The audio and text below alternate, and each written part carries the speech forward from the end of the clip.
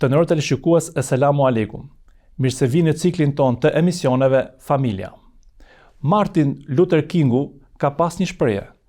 Ne mund të zgjellim të jetojmë në mënyrë racionale si njerëz në harmoni, ose të grindemi me njëri tjetrin si njerëz jo racional.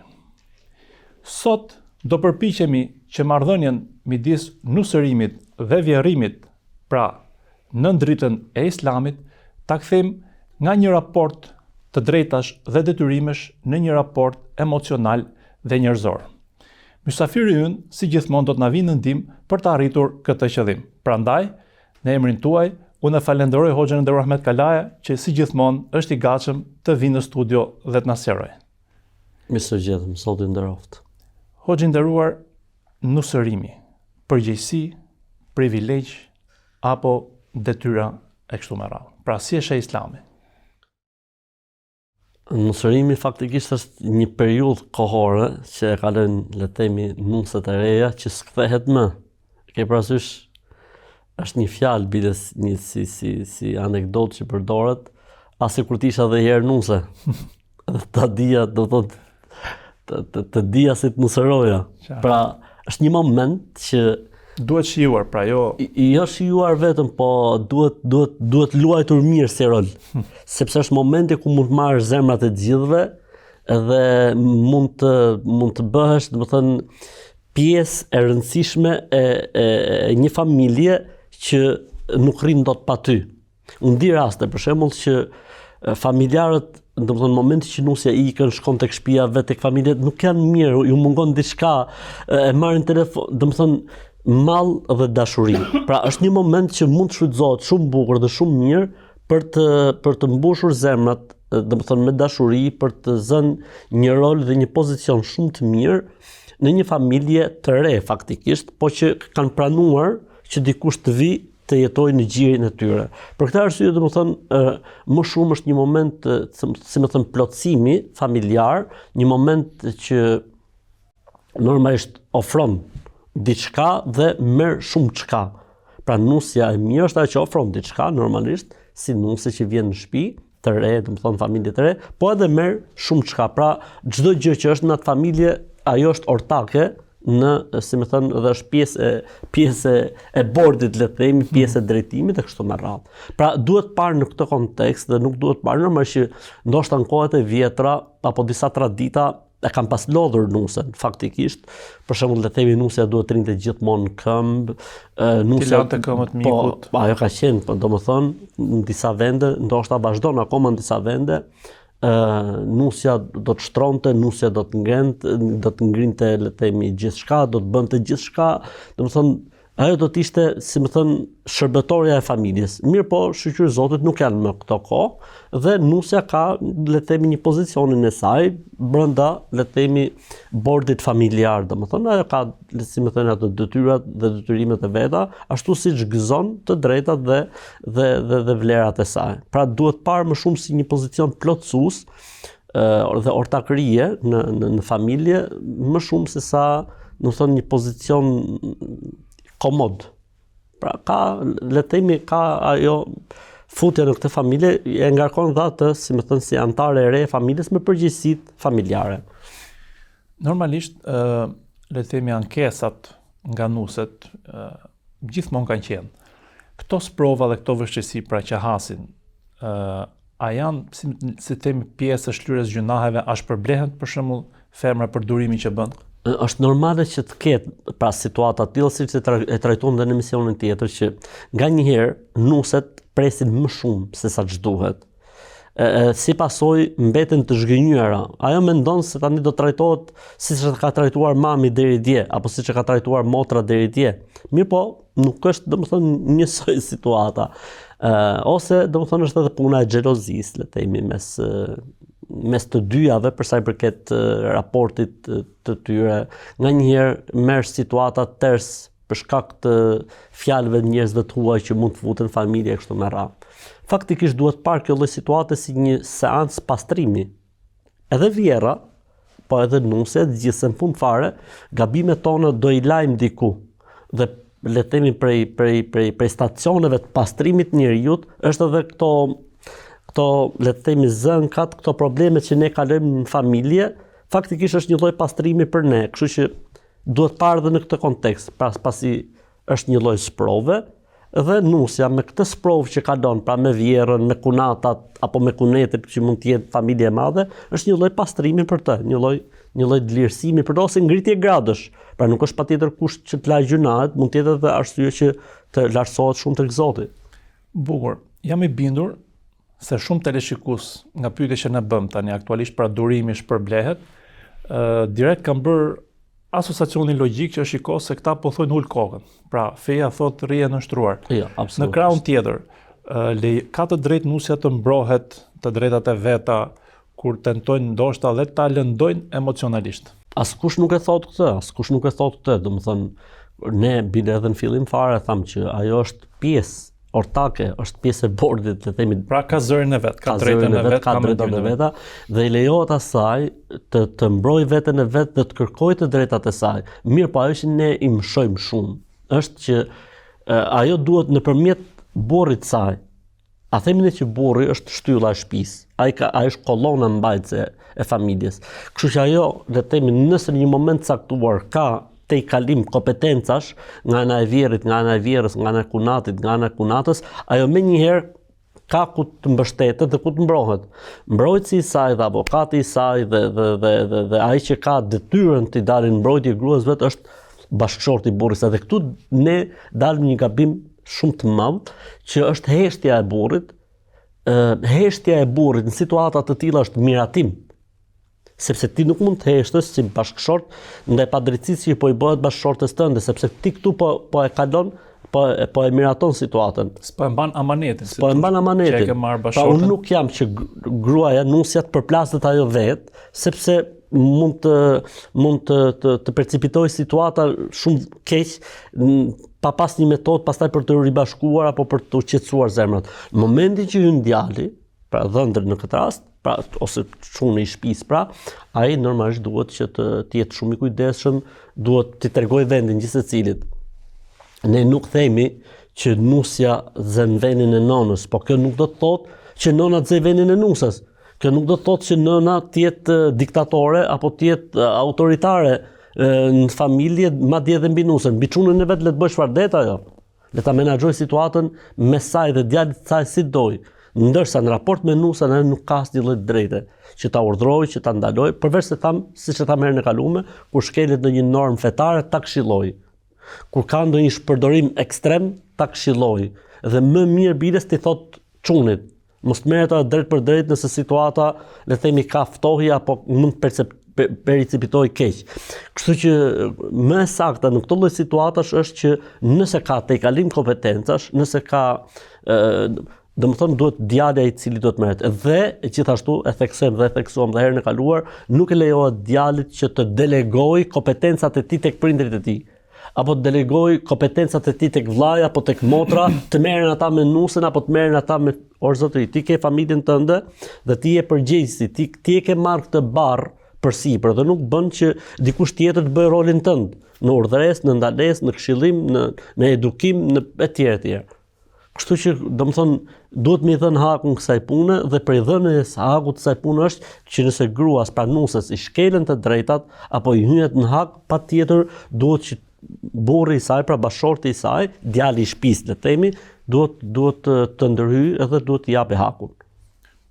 Normalisht ne e nisëm me, le të themi, vjerrimin dhe nusërimin kemi sot, sepse janë pak temat më të nxehta dhe më të nevojshme, por edhe dhëndërimin, le të themi, në thojza, mund ta bëjmë një emision vetë që të flasim pak më gjerë. Por qendrore ke nusërimi. Kush janë, le të themi tashmë, detyrimet apo obligimet që ka nusja ndaj familjes?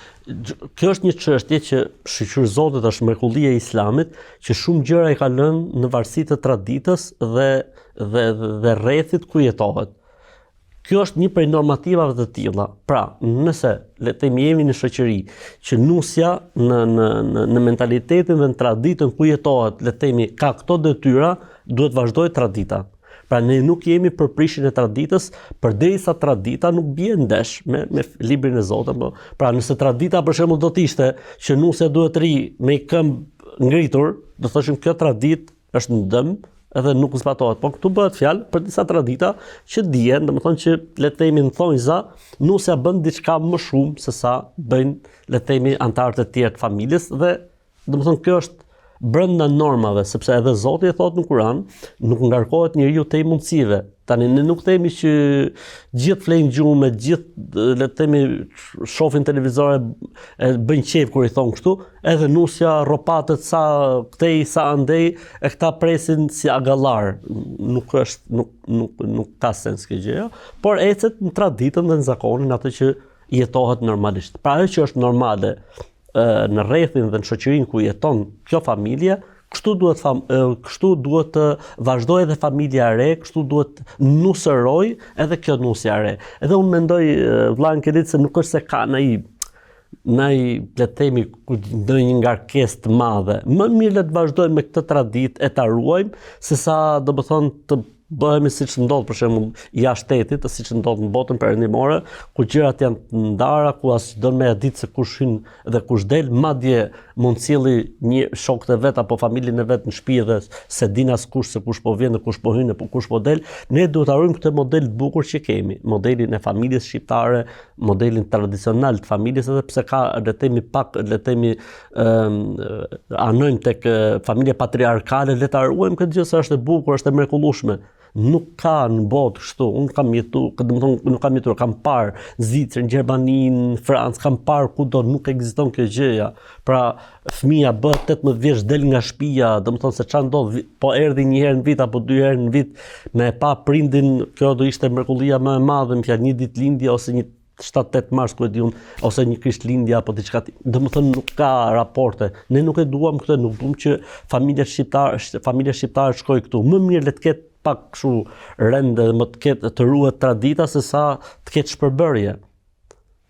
Pastaj edhe kjo nuse, nesër pas nesër do të bëhet vjerr vet. Edhe kjo do të dëshonte që nusja e re të kishte rol në familje, edhe mos ishte sikur nuk është, kishte një rol inekzistent. Pra nusja tregon veten e vet, domethënë në familje se është në shërbim, pra me kuptimin është pjesë e tyre, i respekton, tregon vlerat e saj si nuse. Le të marrim rastin, le të themi tani kur nusja më thojnë sa po i bëhet padrejtësi. Pra kemi një bashkëshort që gjithmonë është i njëanshëm, pra le të themi siç i thuhet popullorisht man krahun e nënës, dhe nusja ku ndahet tashmë durimi nga nënshtrimi. Pra, kur duhet të reagoj dhe si duhet të reagoj nusja në këto raste? Atëherë më e mira është që ajo domethënë të bëjë reagimin e vet, të ketë le të themi si fillim vetë përmbajtjen dhe durimin. Në momentin që e sheh që situata po i merret për dobësi, atëherë ajo dërgon sinjalet e parë tek burri i saj dhe bashkëshorti i saj. Nëse burri i saj, pra bashkëshorti, prap nuk e vën ujin zjarr, siç thot populli, ose man krahun siç e thua ti të nënës apo babait apo të netëris, atëherë në këtë rast normalisht që gruaja ka të drejtë ta ngrejë le të themi shkallën e ankesës së saj tek prindërit e saj. Dhe këtu del ajo që ne themi në Islam kujdestaria. Duhet të ketë një kujdestar, duhet të jetë një kujdestar etj. Ky është ai roli. Pra është dikush që nesër pas nesër i del në mbrojtje kësaj vaze thotë prit se gocës timi është për padrejtësi, prit se motrës timi është për padrejtësi, prit se mbesës timi është bërë padrejtësi. Pra është dikush nga familja e saj, nga gjaku i saj, që një moment caktuar del dhe përballet me situatën dhe padyshim duhet bërë kjo gjë. Dhe unë domethënë e inkurajoj që nuset në momentin që ka le të themi shkelje padrejtësi, në momentin që i hyjet në hak siç përdoret, pra ajo në momentin që nuk gjen zgjidhje tek burri i saj, unë sugjeroj dhe i mshoj më të madhe që çështja të shkojë tek prindërit e saj, tek kujdestari i saj, në mënyrë që të shkojë në vend drejtësia dhe në mënyrë që të kufizohet padrejtësia. Absolutisht ne nuk jemi që ta uli kokën, absolutisht ne nuk jemi që të dhunohen të drejtat e saj. Normalisht nëse ajo duron për hatër të Zotit e për hatër të fëmijëve, ku është çështje e saj dhe zgjidhja e saj, po që i lejohet kjo që thash unë, i lejohet. Pra, është një rast që e përmend dhe Kurani. Pra, hakemen një gjykatës nga familja e saj o hakemen min ahliha. Kjo është kur ka probleme mes çiftit. Kur po shkon puna drejt ndarjes, që mos shkoj puna drejt ndarjes. Kjo është hakem, domethënë një le të themi arbitër ose një ndërmjetës nga të dyja palët, kurse këtu bëhet fjalë kur le të themi kur po i hyhet në hak dhe po shkon në vend të drejta, me sa kuptova nga pyetja. Pra morëm aspektin kur vjera bën padrejtësi. Tani marrim aspektin kur nusja është ajo që le të themi ka disa mangësira. Për shembull nuk din gatuj, nuk din bën punë të shtëpisë. Ky rast si mund zgjidhet pra? Tani ky është një problem masiv sot. Kanë përdorin shumë hanefit thot mimma ammet bihil belua. Domethënë një sprov masive. Kjo është një sprov masive. Ferra urat në thot populli. Kur merr ferra uratën. Ka marr ferra uratën. Pra ideja është kjo puna e gocave të reja të cilat nuk ja kanë haberin për shembull gatimit apo pastrimit. Tani këto vjerrat kanë dhe gocat e veta të shtëpia e vet. Vallë gocat e veta në shtëpiat e tyre janë perfeksion në gatim, në pastrim larje, kështu është edhe kjo gocë që ka në shtëpi tani. Për këtë arsye duhet parë nusa si një gocë e shtuar në shtëpi. Ashtu si shifet dhondri, le të themi si një çun i shtuar në shtëpi, kështu duhet parë dhe goca nusja si një gocë e shtuar në shtëpi. Pra ka nevojë të mësohet, ka nevojë të orientohet, sepse nuk është problemi se do të gatuj pastaj për familjen dhe ta kthejmë shërbetore. Problemi është se nesër pas nesër këta do të dalin vete për shembull. Nesër pas nesër ja vdiq vjera për shembull, ose kunata u martua, domethënë kush do të merret me punë të shtëpisë? Apo filloi pushtimi i morrave dhe i pleshtave për shtëpinë. Kështu që është normale që momentin që nuk e ka le të themi atë kulturën e duhur të mënyrës se si gatuhet, mënyrës se si pastrohet etj. Vjera e mirë bën rolin e nënës. Edhe e këshillon, e orienton. Pra kjo është ideja, domethënë, sepse është normale tani që një vajzë e re le të themi sot malesh i thonë arab, si më thënë ballall, po është e vështirë që të gjesh një gocë, një vajzë të re e cila është mbi 23 vjeç, domethënë që t'ia japi hakun këtyre gjërave, sepse shkolla, teknologjia, dhe ku dëgjon, domethënë ka ndryshuar kushtet e jetës. Po rriten në trup dhe po piqen le të themi në pjesën hormonale dhe gjithçka, ndërkohë që në pjesën kulturore ose në pjesën le të themi në pjesën edukative janë shumë mbrapa të lejnë për të dëshiruar në mënyrën se si komunikojnë, në mënyrën se si flasin, në mënyrën se si domethënë nuk ja thon fare artit të gatimit etj. Më mend për shembull kohët e më përpashme, mbas komunizmit dhe para situatës që ne jemi sot. Mbaj mend që kur gocat martoheshin, në përgjithësi merreshin me vete libra gatimi. Pra ishte edukata që duhet me qenë e kujdesshme, duhet me gatu, duhet me bërë diçka. Okej, për shembull vjera gatuan, po edhe ti si nuse bën diçka më të veçantë, shton ti diçka. Domethënë duhet të jetë kjo në edukat, duhet të jetë e ushqyer kjo gjëja pra tek vajza, që kur të bëhet nuse duhet parë dhe kjo gjëja domethënë. Pak më parë ju përmendët pjesën që burri duhet të jetë mediator, pra le të themi një lloj katalizatori që amortizon goditjet, përplasjet mes vjerrës dhe nusës. Por në momentin që nusja ankohet për nënën e burrit, dhe burri mund t'i thotë që po përçan me nënën time, pra a është kjo lloj akuze me vend sipas Islamit? Jo, mund të ketë raste që nusja ja fut kot. Qartë. Mund të ketë raste, pra për këtë arsye ti je burri, i cili duhet të shohësh gjërat.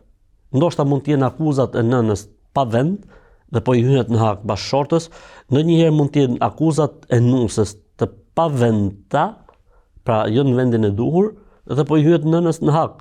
Pra jo çdo gjë që thot nusja merret konsiderat dhe jo çdo gjë që thot nëna merret konsiderat. Ka raste që nusja ngren le të themi situata të cilat janë të vërteta dhe ti si burr dhe bashkëshort duhet t'i dalësh për Zot kur i thon, dhe ka raste që nusja ja fut kot, edhe ti duhet prapë edhe këtu nuk e traz, domethënë duhet gjesh metodën dhe formën që të bësh katalizatorin.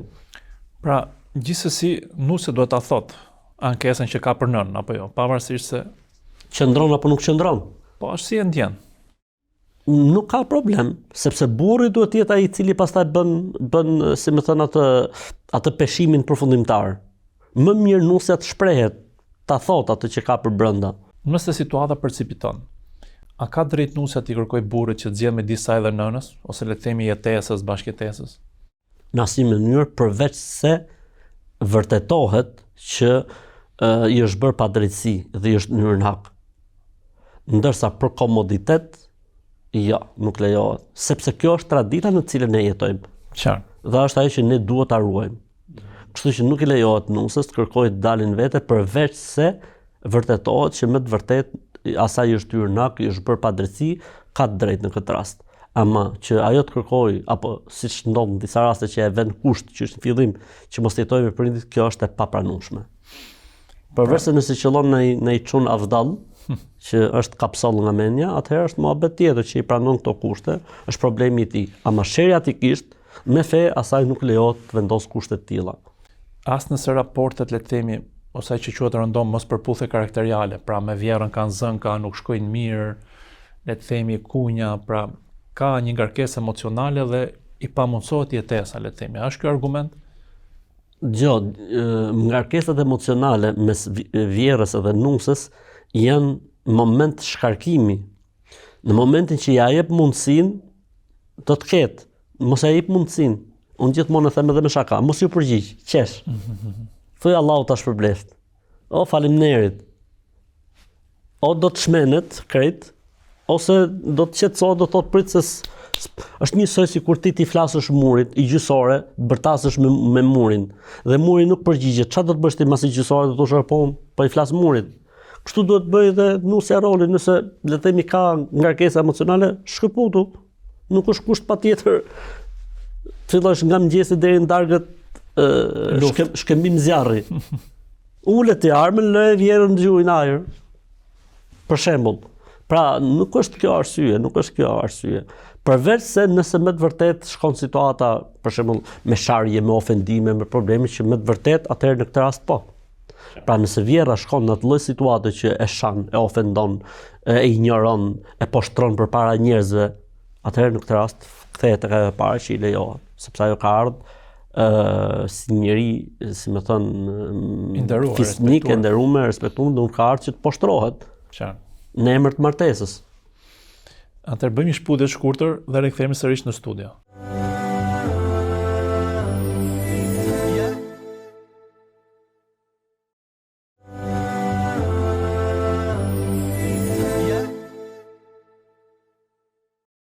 Ja pra, kur rikthyem sërish në studio. Atëherë hoxhë i nderuar, kemi edhe situata, le të themi kur mund të janë dhe familje të mëdha, kur kunatat nxisin vjerën kundra nusës. Ose kur vjera man me hatër fëmijë. Pse është kaq shumë e përhapur kjo gjë?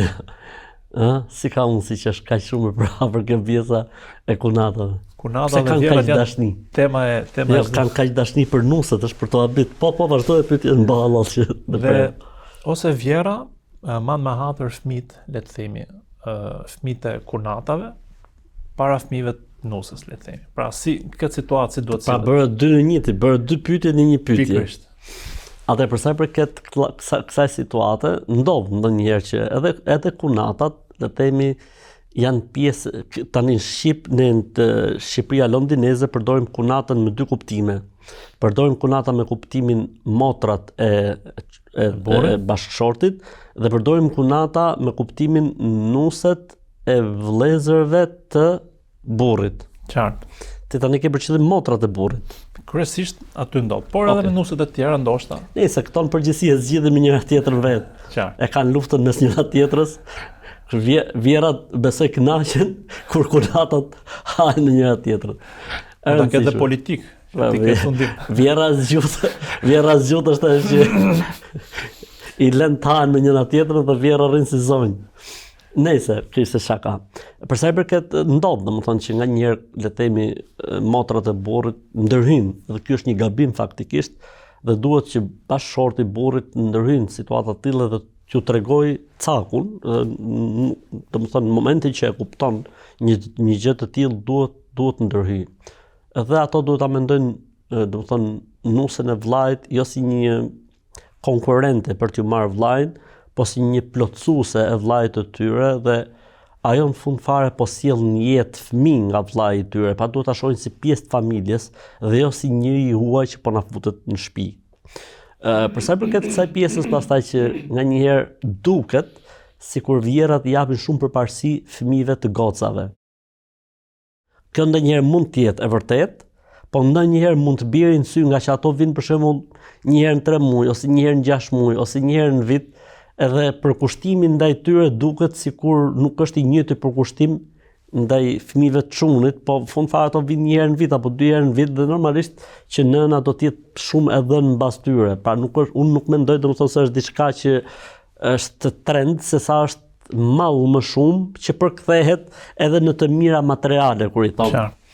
Kështu që domethënë nuk duhet parë shumë kjo pjesa, e rëndësishme është që raportet me bashortin të jenë në rregull, mos mungoj gjë në shtëpi, pastaj se si sillet nëna me fëmijët e gocës, në fund fare që duhet nuse se si ajo i ka raporte dhe marrëdhënie, domethënë mendoj se kjo është e egzageruar, kjo është e tepruar që të futet nusja në këto raporte. Është dhe një shprehje tjetër që thotë nusja zgjuar bën alancë me vjerën për të marrë kontroll çunin. A lejohet dhe kjo lloj hile, le të themi thojë? Po, kjo është halal. Domethënë që nëna dhe nusja krijojnë një raport të mirë, një marrëdhënie shumë të mirë me njëra tjetrën dhe lumturojnë djalin.